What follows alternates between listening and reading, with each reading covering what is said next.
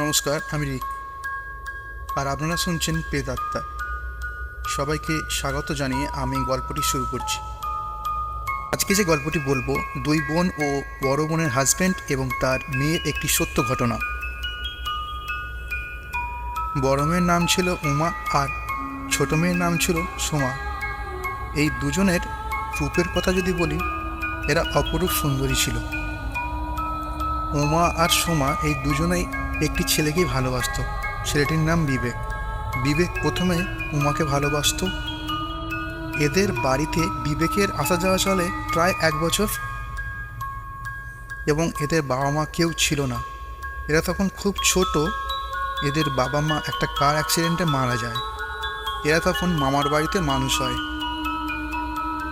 বিবেক এবং উমার সম্পর্ক প্রায় 1.5 বছর হওয়ার পর উমার বোন বিবেককে পছন্দ করে।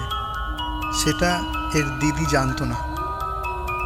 উমার ছোট বোনের সঙ্গে বিবেকের গোপনে একটা ঘনিষ্ঠ সম্পর্ক হয়ে যায়, এবং তারা দুজনেই বাড়ির বাইরে দেখা করত এবং রাতও কাটিয়ে ফেলত। আর কিছুদিন যাওয়ার পর বিবেক সোমার দিদিকে বিয়ে করে নেয়। এই বিয়েটা একদম মেনে নিতে পারেনি সোমা। আবার বিবেকের ওয়াইফও নিজের দিদি, তাই কিছুই বলতে পারছিল না। একদিন সোমা বিবেককে বলল, তুমি যদি আমার দিদির সঙ্গে বিয়ে করবে, তাহলে আমাকে ভালোবাসলে কেনই বা আমার সঙ্গে অন্তরঙ্গ শারীরিক সম্পর্ক করলে? এখন আমি কি করব? আমি দিদিকে সব বলে দেব। বিবেক তখন সোমাকে বলল, আমি তো তোমার দিদিকে প্রথম থেকেই ভালোবাসি, আর তোমাকে শুধু আমার শারীরিক চাহিদা মেটানোর জন্য মিথ্যা ভালোবাসার নাটক করেছিলাম। আর তুমি বলছো তোমার দিদিকে সব বলে দেবে? তোমাকে যদি আমি এক্ষুনি মেরে ফেলি, তখন কেউ কিছুই বুঝতে পারবে না। রইল তোমার দিদির কথা, ও আমাকে এতটাই ভালোবাসে, আমি যেটা বলবো সেটাই বিশ্বাস করবে। তারপর বিবেক হেসে বলল, তুমি কিছুই করতে পারবে না। আরও কিছুদিন কেটে যায়। সোমা মনে মনে একাই গোমরাতে থাকে, কাউকে কিছুই বলতে পারে না। সোমার দিদির একটা মেয়ে হয়।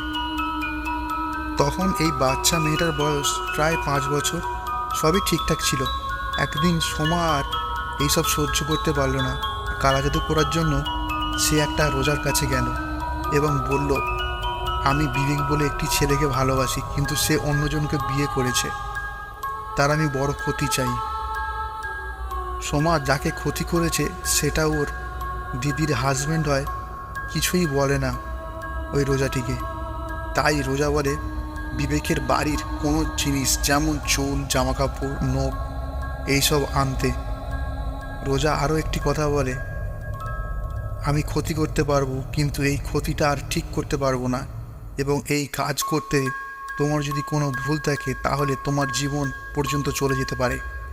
সোমা বলে, আমার চাই হয়ে যাক, আমি শুধু বিবেকের ক্ষতি চাই। রোজা তারপর বলে, আমি যে কটা জিনিস বলেছি তার সঙ্গে আরও একটি ছাগল লাগবে। সোমা বলে, যাই লাগুক, আর যত টাকাই খরচ হোক না কেন, আমি সব কিছু করব। তারপর ওই রোজার কথা মতো সোমা সব কিছু জোগাড় করে রোজার কাছে যায়। রাত তখন ঠিক 1টা। সোমা, রোজা এবং ওই রোজার আরও 2জন সহকর্মী একটা কবর থেকে উঠে দেওয়া একটি দেহ তুলে আনে। তারপর সোমার আনা ওই কাপড়, চুল, নখ এবং ছাগলের মাংস দিয়ে ওই তুলে আনা দেহটির আত্মাটাকে ডেকে আনে।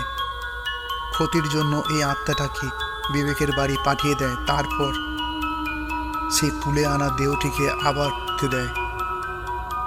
পরের দিন থেকেই অদ্ভুত সব জিনিস ঘটতে থাকে। উমার ওই 5 বছরের মেয়েটি মাঝে মাঝে চোখ বার করে হাত পা ছুটতে থাকে। এমনিতে এই মেয়েটি বোবা, কথা বলতে পারে না, তাই মুখে গঙ্গা করে আওয়াজ করতে থাকে। উমা এবং বিবেক কিছুই বুঝতে পারে না। তারা প্রথমে একটা ডাক্তারের কাছে যায়। ডাক্তার কিছু ওষুধ দিয়ে দেয়, কিন্তু কোনো কাজই হয় না। আবার উমার সঙ্গে অস্বাভাবিক কিছু ঘটতে থাকে। সে ভাবে কে যেন তার সঙ্গে সঙ্গে হাঁটাচলা করছে। কিচেনে রান্না করতে গেলে, বাথরুমে চান করতে গেলে যেন মনে হয় পেছনে কেউ দাঁড়িয়ে আছে। প্রথম এইসব হতে থাকে। 2-3 দিন যাওয়ার পর একদিন সকালে উমার মেয়েকে সিঁড়ি থেকে ফেলে দেয়। তাতে এই মেয়েটির মাথা ফেটে যায়। আবার উমা যখন কিচেনে রান্না করছিল তখন কিভাবে কাপড়ে আগুন লেগে যায়।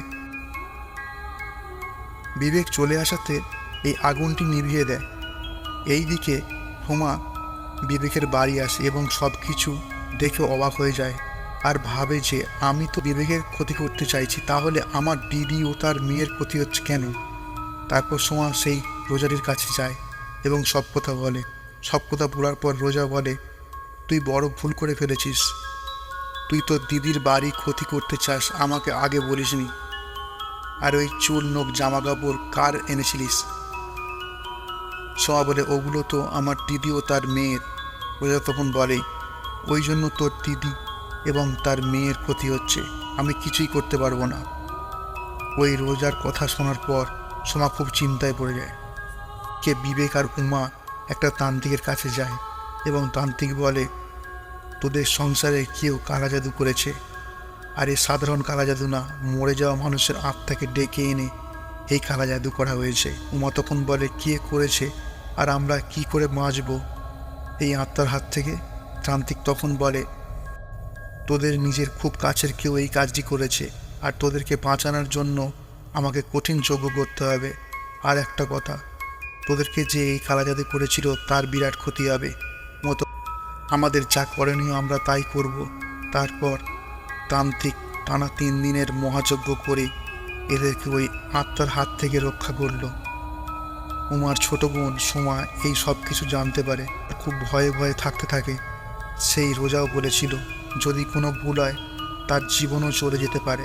আর এই তান্ত্রিকও একই কথা বলেছে। হঠাৎ একদিন শোনা যায় সোমা আগুনে পুড়ে মারা গেছে।